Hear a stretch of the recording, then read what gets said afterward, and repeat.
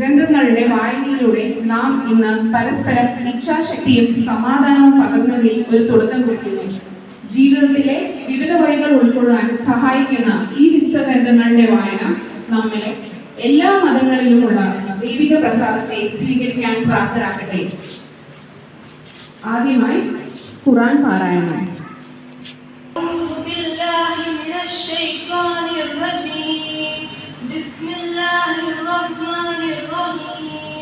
അൽഹംദുലില്ലാഹി റബ്ബിൽ ആലമീൻ അർറഹ്മാനിർ റഹീം മാലികി യൗമിദ്ദീൻ ഇയ്യാക നഅ്ബുദു വ ഇയ്യാക നസ്തഈൻ ഇഹ്ദിനസ് സിറാത്തൽ മുസ്തഖീം സിറാത്തൽ ലദീന അൻഅംത അലൈഹിം ഗൈറിൽ മഗ്ദൂബി അലൈഹിം വലദ്ദാലീൻ ആമീൻ. പരമകാരുണികനും കരുണാനിധിയുമായ അല്ലാഹുവിന്റെ തിരുനാമത്തിൽ സ്തുതി. സർവ്വലോക പരിപാലകനായ അല്ലാഹുവിനാകുന്നു. പരമകാരുണികനും കരുണാനിധിയും പ്രതിഫല ദിവസത്തിന്റെ ഉടമസ്ഥനുമായ അല്ലാഹുവിന് നിന്നെ മാത്രം ഞങ്ങൾ ആരാധിക്കുന്നു. നിന്നോട് മാത്രം ഞങ്ങൾ സഹായം തേടുന്നു. ഞങ്ങളെ നീ നേർമാർഗത്തിൽ അഥവാ നീ അനുഗ്രഹിച്ചവരുടെ മാർഗത്തിൽ ചേർക്കണമേ. കോപത്തിന് ഇരയായവരുടെ മാർഗത്തിലല്ല, പിഴച്ചുപോയവരുടെ മാർഗത്തിലുമല്ല.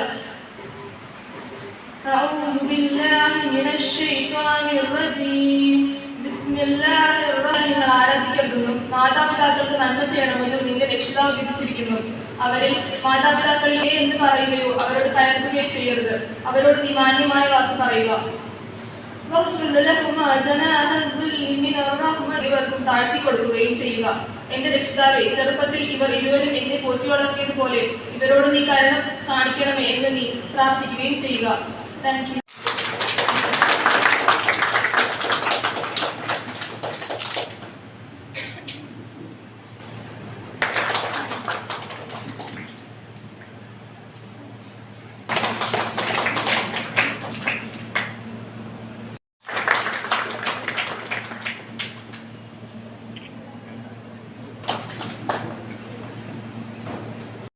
നമ്മളൊരു കുട്ടി ജനിച്ചു കഴിഞ്ഞാൽ, ഞാൻ വിഷയം മാറി പോകുന്നതായിട്ട് ധരിക്കരുത്, ഒരു കുട്ടി ജനിച്ചാൽ ആ കുഞ്ഞിനെ ആദ്യം അതിൻ്റെ രക്ഷാകർത്തൃ സ്ഥാനം ആരാണ്? മാതാവല്ലേ, അമ്മയാണ്.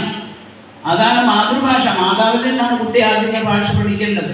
അത് അടുക്കളയിൽ നിന്നാണ് ആ സംസ്കാരം വരുന്നത്.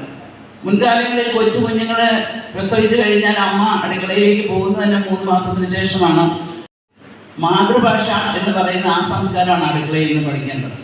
അത് തിരിച്ചു വേണ്ട എനിക്ക് സിവിൽ സർവന്റ് എന്ന സ്വപ്നം സാക്ഷാത്കരിക്കണം. നൈപുണ്യ ഒരു ഹൈബ്രിഡ് ക്ലാസ് റൂമുകളായിരുന്നു. അതുകൊണ്ട് കിടന്നായാലും മൊബൈൽ ഫോണുകളിലൂടെ കുട്ടിക്ക് ക്ലാസ് കേൾക്കാനായിട്ട് സാധിക്കും. ഒത്തിരി ബുദ്ധിമുട്ടുകളിലൂടെ എഴുന്നേൽക്കാൻ പറ്റത്തില്ല, ഒത്തിരി വേദനകളുണ്ട്. പക്ഷേ കുട്ടിയുടെ ഉള്ളിലുള്ള സ്വപ്നം സിവിൽ സർവന്റ് ആകണം എന്നുള്ള വലിയ സ്വപ്നം ഇത് കിടന്നും ഇരുന്നും അമ്മ പുസ്തകം പിടിച്ചും അങ്ങനെ പഠിപ്പിച്ച് 1 വർഷം കഴിഞ്ഞ വർഷത്തിൽ ഞങ്ങളൊക്കെ ഞെട്ടിപ്പിച്ച റിസൾട്ടാണ് ഷെറിൻ ഷഹാന എന്ന് പറയുന്ന ഈ തളർന്നു കിടന്ന ഈ വിദ്യാർത്ഥി സിവിൽ സർവന്റ് പരീക്ഷയിൽ വിജയിയായിട്ടുള്ള വലിയൊരു സന്തോഷ വാർത്ത ഇന്നും അഭിമാനത്തോടെ ഓർക്കുകയാണ്. ഈ സിവിൽ ഷെറിൻ ഷഹാന IAS-നെ നമ്മുടെ വിദ്യാർത്ഥികളുടെ മുമ്പിൽ നയിക്കുകയാണ്. ഒരു സ്വപ്നം ശക്തമായിട്ടുണ്ട് എങ്കിൽ എത്ര പോരായ്മകളുണ്ടായാലും, എത്ര പ്രതിബന്ധങ്ങളുണ്ടായാലും, എത്ര കുറവുകളുണ്ടായാലും സ്വപ്നത്തിന് പിന്നാലെ യാത്ര ചെയ്യാനായിട്ടുള്ള ഒരു പാഷൻ നമ്മുടെ കുട്ടികൾക്കുണ്ടാകണം. ഇന്നത്തെ കുട്ടികൾക്ക് ഇല്ലാതെ പോകുന്നതാണ്.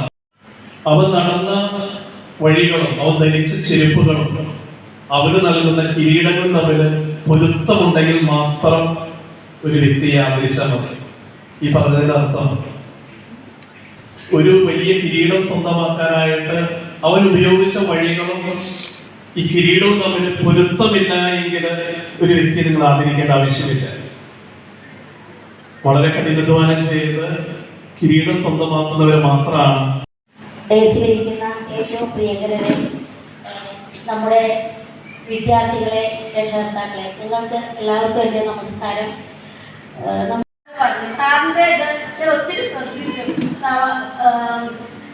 നമ്മുടെ യൂണിവേഴ്സിറ്റിയെ സംബന്ധിച്ച് നമ്മൾ നോക്കുമ്പോൾ ഗൂഗിളിൽ സെർച്ച് ചെയ്താൽ നമ്മുടെ MG യൂണിവേഴ്സിറ്റി എന്ന് പറയുന്നത് നമ്പർ 1 എന്ന് പറയാൻ ഞാൻ വളരെ അഭിമാനത്തോടു കൂടി തന്നെയാണ് നിൽക്കുന്നത്. കാരണം നമ്മുടെ യൂണിവേഴ്സിറ്റിയിൽ പഠിക്കുന്ന വിദ്യാർത്ഥികൾക്ക് കിട്ടുന്ന പല പ്ലസ് പോയിന്റുകളും മറ്റുള്ള യൂണിവേഴ്സിറ്റിയിൽ നിന്ന് കിട്ടുന്നില്ല എന്ന് തന്നെ വിശ്വസിക്കുന്നു. കോൺഫിഡൻസ് ആണ് അവർക്ക് കാണുന്നത്.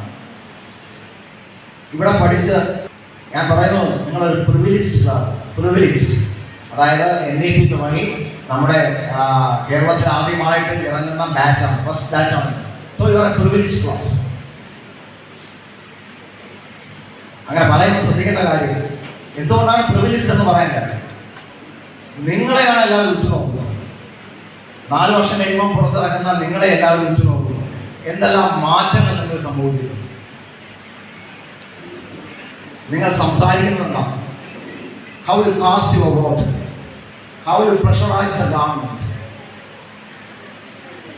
വാട്ട് യു ടോക്ക്, ഇതെല്ലാം പുറത്തുള്ള ആൾക്കാർ ശ്രദ്ധിക്കാൻ. അതായത് നിങ്ങൾ ആർക്ക് വോട്ട് ചെയ്യുന്നു, നിങ്ങളുടെ അഭിപ്രായങ്ങൾ എന്താണ്, പ്രതികരണങ്ങൾ എന്താണ്, how you become the voice of the voiceless. അപ്പോൾ ഇത്രയും കാര്യങ്ങളൊക്കെ പുറത്തുള്ള ജനം നിങ്ങളെ വിട്ടുപോകുക. So you are a privileged class. ഈ 4 വർഷം കഴിഞ്ഞ് പുറത്തിറങ്ങുമ്പോഴത്തേക്കും വളരെ സന്തോഷത്തോടെ നിങ്ങളെ സ്വാഗതം ചെയ്യാൻ ഞാൻ ഉപയോഗിക്കുകയാണ്. എല്ലാം നിങ്ങളെ അഭിവാദ്യം ചെയ്യുകയാണ്.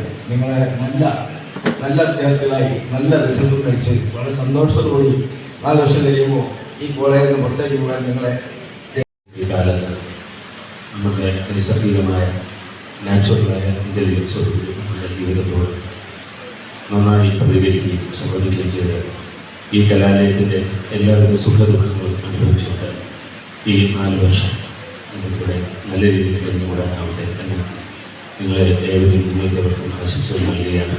നിങ്ങൾക്കൊപ്പം അധ്യാപക രക്ഷാകർതൃ സമിതിയുടെ എല്ലാവിധ പിന്തുണയും ഉണ്ടായിരിക്കും. നിങ്ങളേവരെയും വളരെ ഊഷ്മളമായ ഒരു അധ്യയന കാലത്തേക്ക് സ്വാഗതം ചെയ്തുകൊണ്ട് നടത്തുന്നു. നമസ്കാരം. നന്ദിയും അറിയുകയാണ്. നമ്മളുടെ ഈ 3-4 വർഷത്തിനിടയിൽ നമ്മളുടെ നാട്ടിൽ നിന്നും വിദേശ രാജ്യങ്ങളിലേക്കുള്ള മൈഗ്രേഷൻ കൂടിക്കൂടി വരികയാണ്.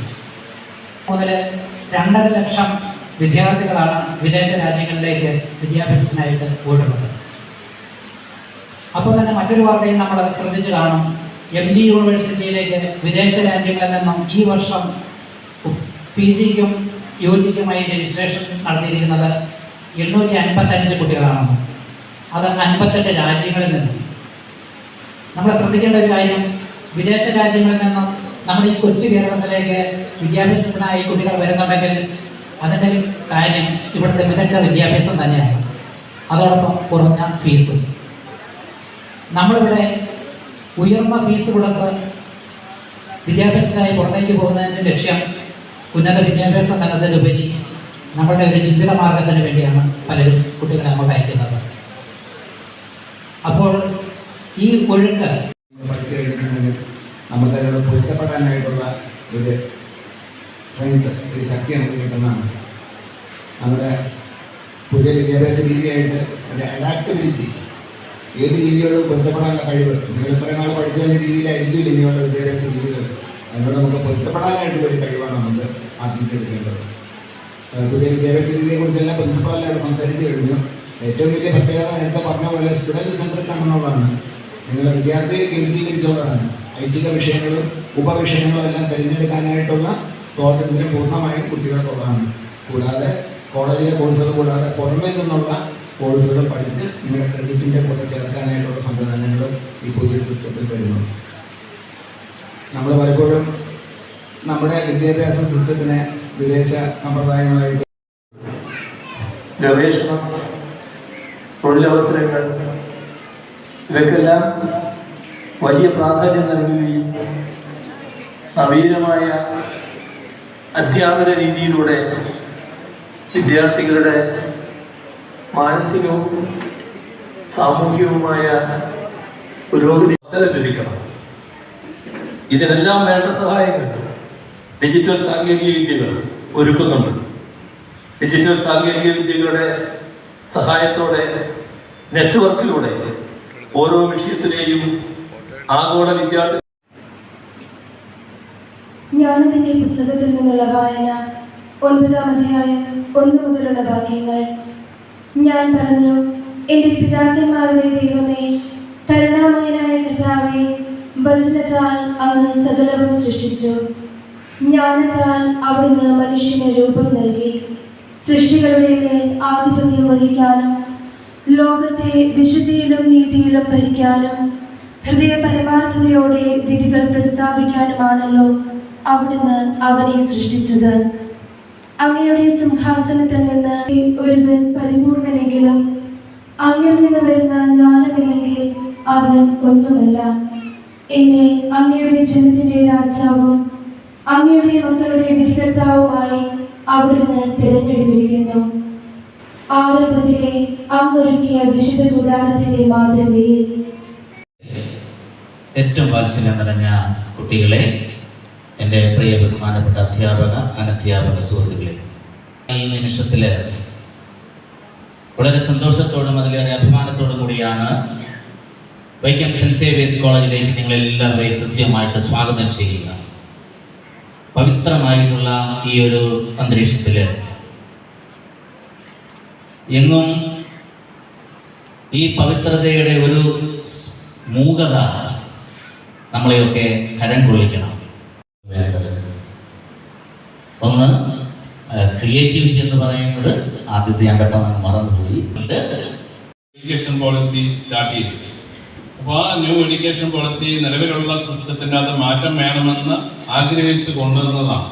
അപ്പോൾ അതിനുവേണ്ടി പലതരത്തിലുള്ള കമ്മീഷൻസിനെ ഗവൺമെൻറ് ഓർഗനൈസ് ചെയ്യുകയും പല കമ്മീഷൻസിൻ്റെയും പല സിറ്റിങ്ങുകളുടെയും റിപ്പോർട്ടിൻ്റെയൊക്കെ വെളിച്ചത്തിലാണ് പുതിയ എഡ്യൂക്കേഷൻ പോളിസി 2020 വന്നത്. സ്റ്റുഡൻസിന് ഇഷ്ടപ്പെട്ട കാര്യങ്ങൾ പഠിക്കാനായിട്ടുള്ള സൗകര്യം സ്റ്റുഡൻസിനുണ്ട്. അപ്പോൾ ഞങ്ങളുടെ ക്ലാസ് റൂമിൽ വിഭാഗം അധ്യാപകനായ ശ്രീ വിഭു വിയൻ സർ.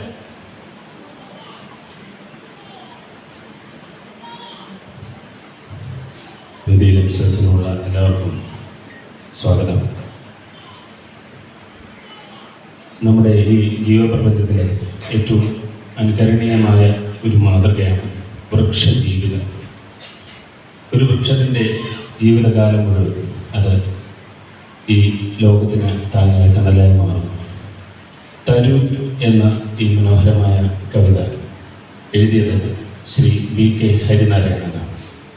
ഈണം നൽകിയത് സുദീപ് പാലനാണ്. നിങ്ങൾക്ക് ഏവർക്കുമായി ഈ ഒരു കവിത ഇവിടെ അവതരിപ്പിക്കുകയാണ്. ഒരു വിത്തു നട്ടു നാം നട്ടിരിക്കവേ മുള പൊട്ടുമേതോ കിനാവ്. ഒരു വിത്തു നട്ടു നാം നട്ടിരിക്കവേ മുള പൊട്ടുമേതോ കിനാവ്. തടമിട്ടു തന്നീര് പാകവേ മെല്ലതിൽ ഇമച്ചിടും കുഞ്ഞു പൂവ്. തടമിട്ടു തന്നീരു പാകവേ മെല്ലതിൽ ഇമച്ചിടും കുഞ്ഞു പൂവ്.